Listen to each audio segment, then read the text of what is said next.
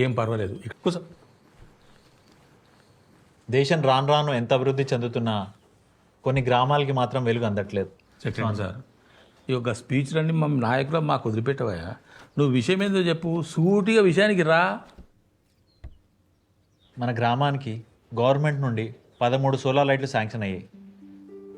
Current పోయినప్పుడు light ఎక్కడ ఎక్కువ కావాలో అక్కడ పెట్టుకోవాలి. ఈ 13 సోలార్ లైట్లు ఎక్కడెక్కడ పెట్టుకోవాలో దాని గురించే ఈ meeting. Secretary sir 12 already fix అయిపోయినాయి, 13 ఒక్కటి ఆడబెట్టాలన్నది మనం ఆలోచించాలి ఇప్పుడు. అంతే ఫిక్స్ అయిపోయినాయా? అవును ఆ? అంతే. ఇప్పుడు 13 లైట్లు శాంక్షన్ అయినాయి, 10 మంది వార్డు మెంబర్లు ఉన్నారు, ఒక్కొక్కరి ఇంటి ముందర ఒక్కొక్కటి 10 అయిపోయినాయా? ఉప సర్పంచ్ ఉన్నాడు, వాని ఇంటి ముందర ఒకటి, సర్పంచ్ నేనున్నా నా ఇంటి ముందర ఒకటి, ఇక 12 అయిపోయినాయి కదా, ఒకటే కదా మిగిలింది. గా 13 బుగ్గా ఏడ పెడదామన్న సంగతి ఆలోచన చెయ్యి. చెప్పండి, మీరు కూడా చెప్పండి, ఏమేమి చేయాలి, ఎక్కడ పెడదాం, ఏం సంగతి. ఆ బస్ స్టాండ్ పక్కన కట్టకాడ పెడదాం. ఎందుకే రాత్రి కూడా పోయి చేపలు పడతావా?